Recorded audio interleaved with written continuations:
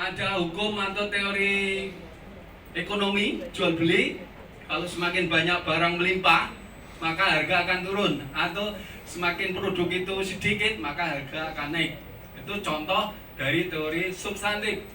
Nah, kami akan mencoba membuat produk teori substantif terkait dengan pembelajaran maupun terkait dengan pelaksanaan supervisi pembelajaran guru di studi kasus SMP Negeri 26 Surakarta, Joyonegaran ya. Gedung sekolahnya itu bekas bekas rumah wakil Patih ya, Patih Joyonegoro, bukan Patih Gajah Mada tapi Patih Joyonegoro Mangkunegaran ya Bu ya. Jadi melihat masuk ke dalamnya itu sudah terasa aroma kerajaan. Ya, itu yang membuat saya terkesan di SMP 26. Dan tidak itu hanya saja, kesabaran dan keikhlasan Ibu Kepala Sekolah yang bisa membantu mewujudkan teori substantif ini. Lanjut Bapak Ibu, ini saya akan menyampaikan pendahuluan. Pendahuluan yaitu keterlaksanaan supervisi pembelajaran di masa pandemi menjadi polemik di dunia pendidikan secara luas. Dari semua tadi memang membahas tentang permasalahan pandemi. Jadi kami ikut-ikutan karena masih tren ya, belum lama dan belum usai. Supervisi pembelajaran penelitian ini adalah memetakan, ingin mengetahui, ingin mempelajari atau mengapresiasi tentang kompetensi profesional guru dalam pembelajaran. Selain itu juga kami ingin mendapatkan gambaran pula pelaksanaan kompetensi supervisi akademik oleh Ibu Kepala Sekolah, yaitu bagaimana melalui tugas fungsi seorang kepala sekolah ya, melalui kompetensi supervisi akademik bisa ditingkatkan. Kemudian saya ambil shortanya Pak Bandan ya, shortanya yaitu Olorode dan Adeyemo 2012. Beliau atau mereka melakukan penelitian tentang membantu guru ya, bagaimana meningkatkan status, keterampilan dan pengetahuan Bapak Ibu guru melalui supervisi akademik atau supervisi guru tentang pembelajaran. Kemudian menurut Yunus dan Eshak 2016, kepala sekolah harus memberikan perhatian khusus pada tugas mengajar guru.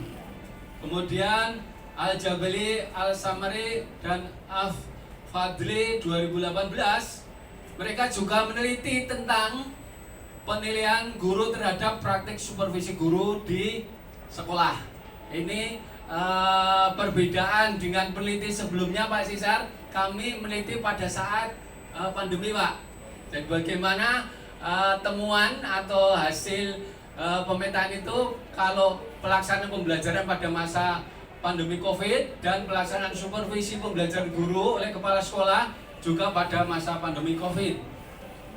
Namun demikian, jadi ada kata yang harus disebutkan kemarin prasyarat dan saya ikuti. Ada tambahan, namun demikian pada masa pandemi coronavirus disease 2019 atau COVID-19, masa yang penuh perjuangan dan masa yang penuh pengorbanan Bapak Ibu guru kita semua dari TK, SD, SMP, SMA, bahkan kuliah, dosen itu penuh pengorbanan. Saya tidak terima kemarin Pak Nyoman menyebutkan pahlawan ya selain guru kalau di Amerika ya, saya tidak suka itu. Ternyata karena apa, kita orang pendidikan, tapi di forum Angkarawan dibantah. Ya, forum ini forum kita membantah ya. Ya. Kalau di luar saya kan membantah, karena dia di podium ya. Di sini yang berani membantah. Kita itu pahlawan, kok dikatakan tidak pahlawan? Mereka dokter, pahlawan kesehatan, kita kan pendidikan. Butuh perjuangan, pengorbanan saat masa-masa pandemi ini menghilangkan loss learning. Setuju. Takbir. Allahu Akbar. Allahu Akbar. Iya, saya kemarin tersinggung itu. Wah, guru tidak disebut pahlawan, ya. Sehingga perlu diketahui sejauh mana teman-teman guru sekolah-sekolah yang bersungguh-sungguh memperjuangkan tercapainya visi sekolahnya. Karena pembelajaran itu kan visi guru. Guru itu sebagai penjamin mutu pembelajaran di kelas. Sedangkan kepala sekolah penjamin mutu pembelajaran di satuan pendidikan. Ada beberapa kelas. Nah, sekolah itu punya visi. Nah, sehingga visi yang dicapai oleh guru maupun kepala sekolah itu adalah butuh perjuangan. Dan oleh karena itu kita memberikan apresiasi dengan melakukan penelitian di SMP Negeri 26 Surakarta. Tepuk tangan dulu teman-teman. Apa sih yang enggak buat Pak Ya, Setio? sekali-sekali nurut karo aku loh. Kamu yang selalu nurut padamu. Lanjut Bapak Ibu ya. Nanti jangan dendam ya Pak Isar ya. Metodologi penelitian ini lebih difokuskan pada fenomena, sama seperti Bapak Ibu, fenomena pelaksanaan pembelajaran. Jadi bagaimana guru itu, adakah lost learning ataukah pakai PTM, PJJ ataupun PTT yang lain ya. Sehingga Bapak Ibu kita tahu perjuangan seorang guru dari jenjang terendah PAUD ya di masa pandemi. Jadi kami khususkan pembelajaran di masa pandemi, kami khususkan pelaksanaan supervisi guru, pembelajaran guru di masa pandemi juga. Sedangkan data ya, data kami kelompokkan ada data primer dan data sekunder ya. Primer yaitu data langsung diperoleh dari sumbernya. Maksudnya begini, Bapak Ibu, kami melakukan pengumpulan data melalui responden dan melalui artefak. Ya, artefak itu bisa dari sumber selain responden, maksudnya kegiatan, dokumen atau proses atau berupa sesuatu yang bisa didapat selain dari responden. Artefak ya. Yang pertama data itu langsung, jadi kami buat form office tentang angket. Angketnya kami buat dua macam, angket pilihan bebas. Jadi linketnya sampai 1, 2, 3, 4, 5, 6. Tidak hanya 5. Jadi angket untuk pilihannya itu misalkan selalu, sering, kemudian tadi kadang-kadang, jarang atau tidak pernah, tambah satu lagi. Bebasnya tambah satu lagi. Yang lainnya ini kami beri kotak untuk mengisi. Nah ini 6. Skala linketnya 6. Kemudian untuk angket ini respondennya hanya guru mapel dari kelas 7 sampai kelas 9. Kemudian kami juga butuh responden dari wakil kepala sekolah, dari guru BK, bimbingan konseling, dan dari koordinator supervisi termasuk dengan ibu kepala sekolah. Ya. Kemudian sekundernya yaitu berupa dokumen-dokumen serta peristiwa proses pembelajaran. Maksudnya dokumen begini Bapak Ibu, ini sudah saya bawakan. Dokumen untuk RPP dari guru. Jadi ada instrumen pengawasan, kemudian ada SK pembagian tugas supervisor. Jadi kami menganalisis ya, tidak hanya dari angket tapi juga dari studi dokumen serta proses pembelajaran. Kami melakukan kunjungan kelas atau monitoring. Itu include semua. Monitoring pelaksanaan pembelajaran. Kemudian Itu otomatis tugas sekolah. sekundernya yaitu berupa dokumen ya, kemudian responden dan artefak, ini sumbernya. Kemudian teknik pengumpulan data kuesioner Home Office 365 kepada responden guru-guru SMPN 26 Surakarta. Ini contohnya saya sebutkan, kalau Bapak Ibu tadi menyebutkan angket kuesioner, tidak menyebutkan instrumen, ini saya coba untuk klik instrumennya, langsung ke form office. Bapak Ibu, kami beri linknya. Ini sebentar.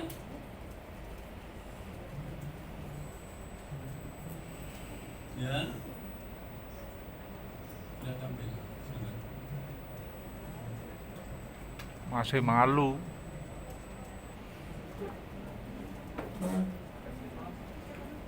berat, kadang kalau di link itu berat. Makanya saya jarang ngeling sekarang. Berat, Bu.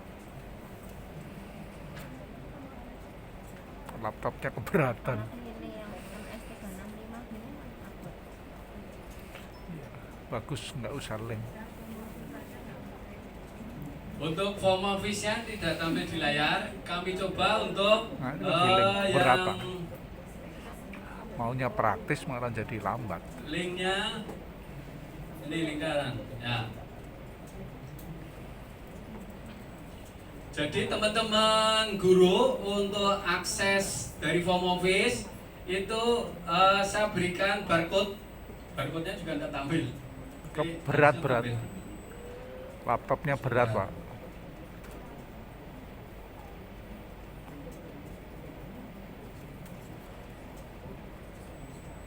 Ya, ini barcode-nya.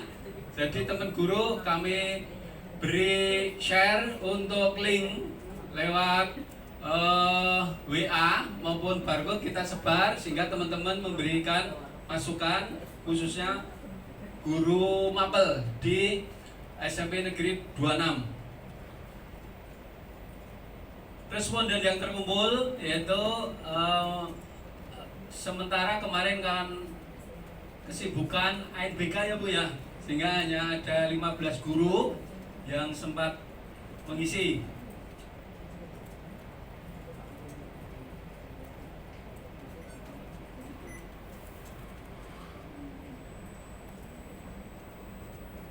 Keberatan laptop releng gitu.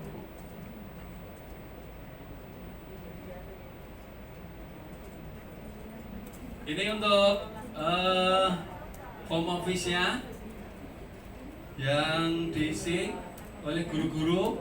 Ada pilihan bebasnya ini menyebutkan identitas, kemudian pilihan contoh di sini. Kepala sekolah saya suka mengklarifikasi jadwal supervisi guru kepada guru yang bersangkutan terlebih dahulu sebelum berlangsung siklus tahapan supervisi guru dilaksanakan. Pilihannya tinggal pilih ke selalu, sering, kadang-kadang, jarang, atau tidak pernah.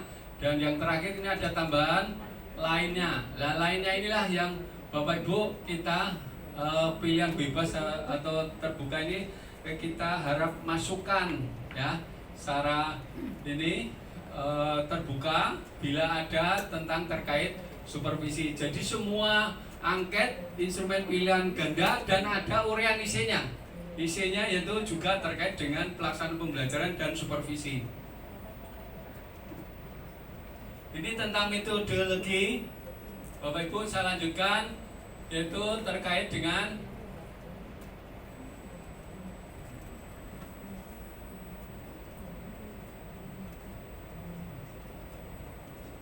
ya, teknik wawancara tadi sudah, kuesioner dan teknik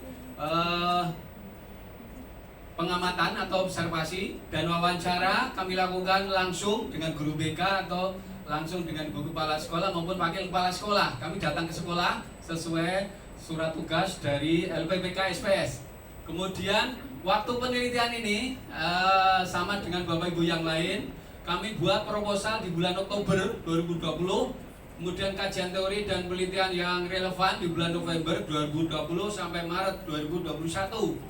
Ya, kemudian persiapan dan pengumpulan data serta analisis data di lapangan baru bulan Agustus kemarin sampai Oktober 2021. Penulisan laporan penelitian mendadak kemarin Oktober sampai November, dan penulisan artikel yaitu awal bulan November. Ya, alhamdulillah bisa jadi. Kemudian teknik keabsahan data kami lakukan ya. Triangulasi, ada dua macam, triangulasi metode dan triangulasi sumber. Yang pertama, triangulasi metode, yaitu kita mengambil dari data itu perspektif guru ya, bagaimana jawaban guru, bagaimana pilihan guru, bagaimana alasan guru dan sebagainya tentang terkait dengan pembelajaran maupun terkait dengan supervisi pembelajaran. Kemudian kami konfirmasikan kepada wakil kepala sekolah. Bapak Ibu, istimewanya sekolah SMP 26 ada koordinator supervisi. Oh, ini bedanya. Ada SK-nya. Jadi ada SK koordinator, ada 34 guru. Yang 34 guru itu akan disupervisi oleh siapa saja dibuatkan SK. Kemudian karena alasannya kepala sekolahnya sibuk ya. Sibuk karena banyak sekali. Ini yang bilang bukan kepala sekolahnya, yang bilang wakilnya, koordinatornya. Kenapa kok diberi pembagian tugas supervisi? Ini kan kewajiban kepala sekolah, tupoksinya kepala sekolah. Kenapa diberikan ke guru senior gitu? Beliaunya bilang karena sibuk. Kemudian saya tanya lagi, kenapa guru senior? Apakah dia nanti seperti ya kadang ada guru yang OTW itu bahasa Jawa ya. Dan saya sampaikan pula bahwa guru senior belum memiliki kompetensi seperti kepala sekolah, yaitu kompetensi supervisi, belum didiklat, belum dibintek tentang supervisi. Kemudian dibantah lagi oleh koordinator supervisor, kami dikumpulkan dulu, diberi pengarahan, diberi cara, beritahu untuk mensupervisi. Oh ya udah, kalau gitu sudah siap ya, silakan. Nah, ini salah satu contoh konfirmasi atau triangulasi metode. Kemudian ada teknik keabsahan data ini kami ambil dengan cara triangulasi sumber data. Misalkan sumber data dari pilihan kuesioner, nanti ya kebenaran atau data itu kita cross check, kita konfirmasikan pula dengan kondisi lapangan atau kita cross check dengan guru BK maupun wakil kepala sekolah. Kemudian teknik analisis data kami pakai teorinya Mills-Habermas itu Bapak ya. Jadi koleksi data kami pakai tadi lewat form office, kemudian penyajian data kami klik saja responden, kami minta di form office itu langsung diolah, langsung coding dan sebagainya, langsung bisa kami analisis. Kemudian kondensasi atau pengembunan data, kemudian tahapan kesimpulan dan verifikasi data, baru kami ambil kesimpulan. Selanjutnya Bapak Ibu,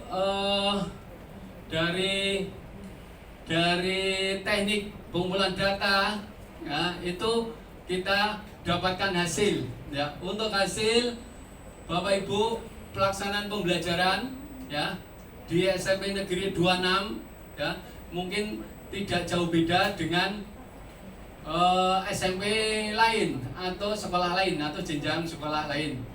Tetapi ada keistimewaan di SMP Negeri 26 ya. Apa itu? Ya, kita kembali ke laptop ya. Di sini Bapak Ibu, hasil pelaksanaan pembelajaran di masa pandemi ada 3 macam.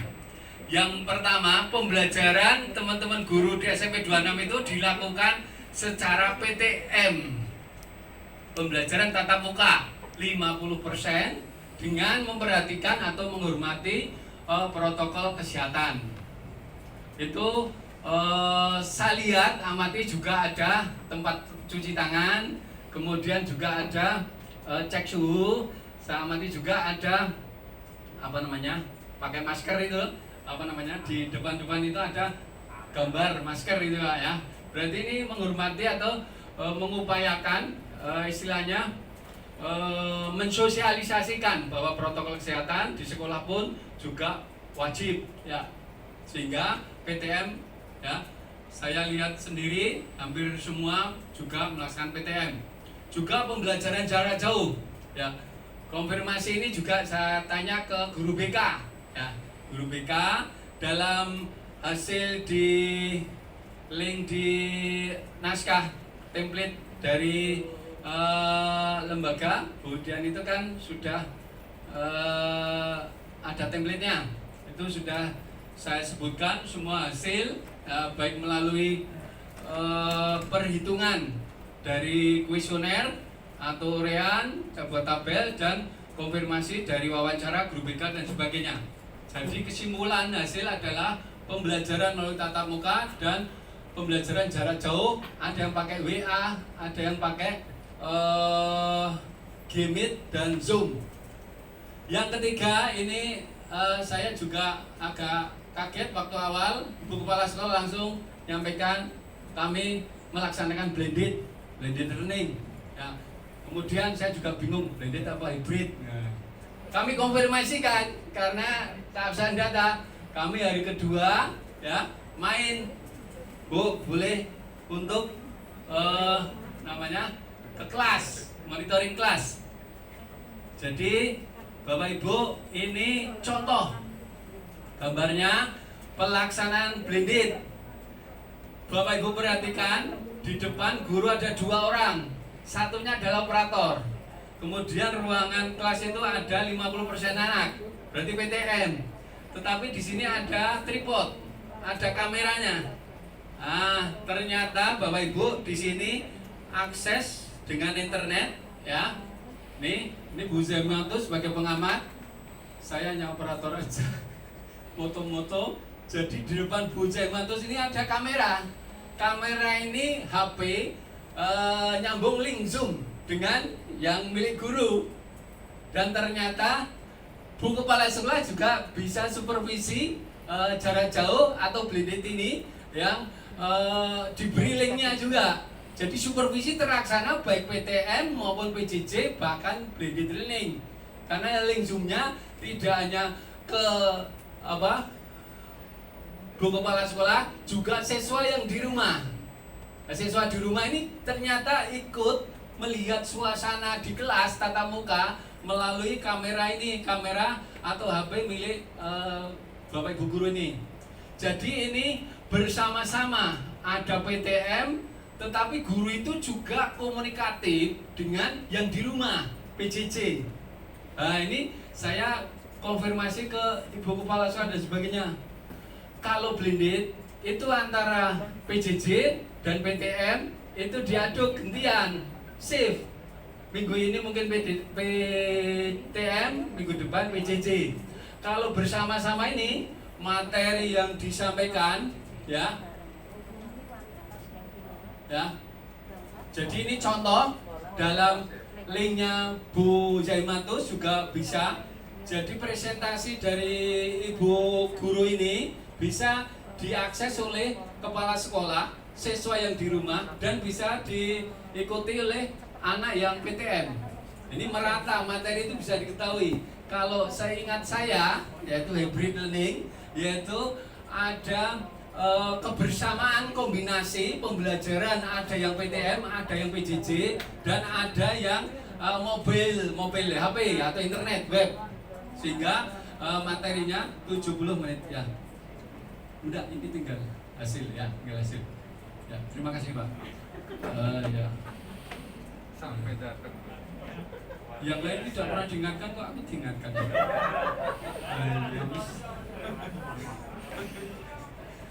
Padahal yang kuliah tadi.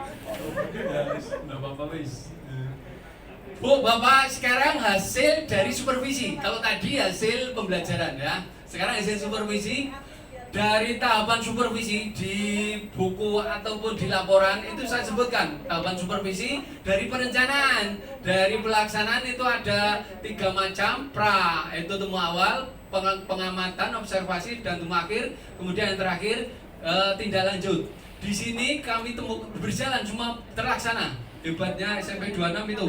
Jadi pembelajaran 3 macam itu supervisi juga 3 macam dilaksanakan. Karena apa? Ibu Kepala Sekolah diberi link guru itu, jadwalnya, SK-nya juga ada. Hanya perencanaan milik Ibu Kepala Sekolah berbeda sedikit. Kalau kita tahu program supervisi itu terpisah.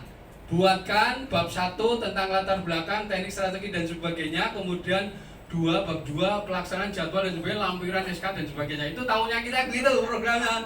Bu Zaimanto waktu mencecar ke wakil dan sebagainya juga gitu, udah adanya ini ya program. Memang Bapak Ibu, kita tahu kalau jadwal itu sudah merupakan program, jadi kami anggap ada SK dan jadwal itu perencanaan ada, hanya sebagai masukan bahwa program yang supervisi yang bagus itu ada masukan hasil supervisi tahun sebelumnya, sehingga program yang sekarang ada tambahan informasi, pengembangan instrumen dan sebagainya dari tahun-tahun sebelumnya.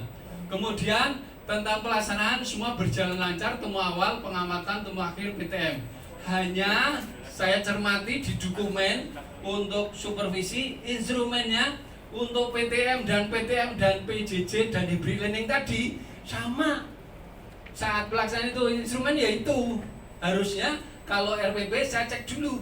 Untuk RPP teman guru itu sudah beda.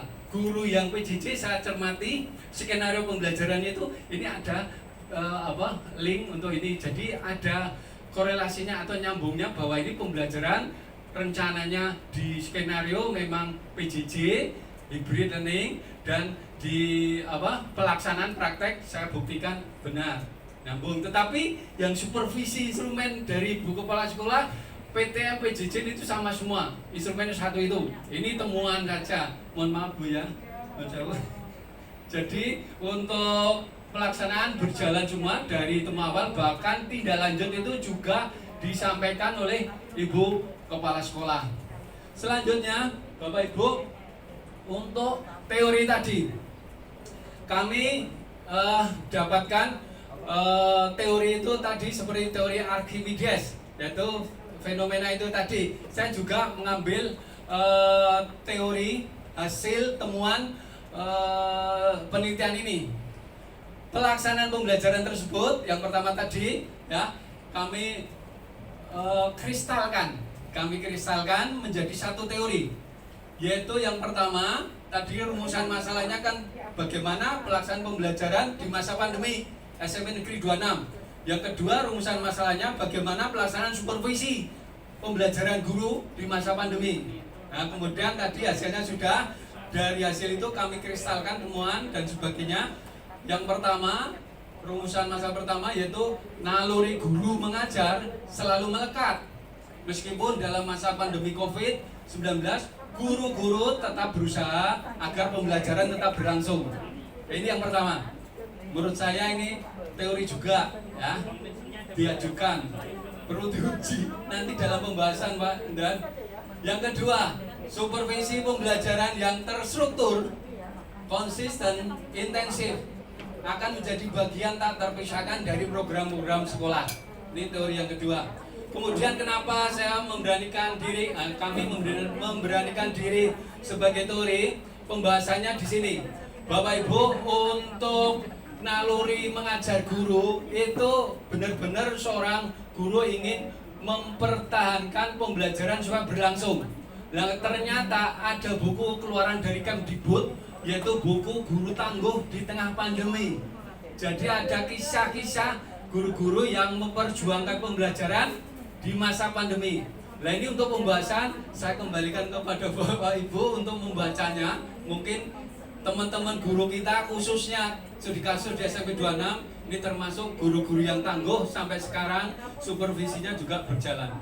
Kemudian yang kedua untuk pembahasan yaitu ada dasar hukumnya, yaitu maksudnya ini Pak, dari kajian teori ya, bahwa supervisi tadi dilaksanakan intensif, maka menurut Yusuf, Warvan, dan Kayani mengungkapkan supervisi yang sistematis menciptakan kualitas kepemimpinan para guru, meningkatkan tingkat menghargai satu sama lain, membantu guru mendiagnosis kesulitan mengajar, dan meningkatkan kualitas individu para guru. Ini yang menjadikan bahasan, alasan atau kajian untuk teori yang kedua.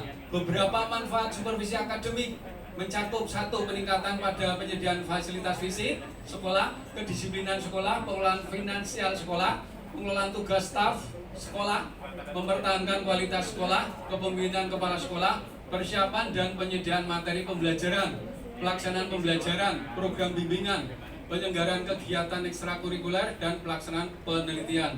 Ini menurut Behlol 2007. Ya. Kemudian ini adalah dasar temuan kok bisa menjadi teori. Menurut Prof. Joko Nurkamto, ini dari judul dan rumusan masalah, kemudian sampai pada temuan penelitian 1, 2, 3 akan mengerucut ya. Temuan penelitian merupakan jawaban atas pertanyaan penelitian.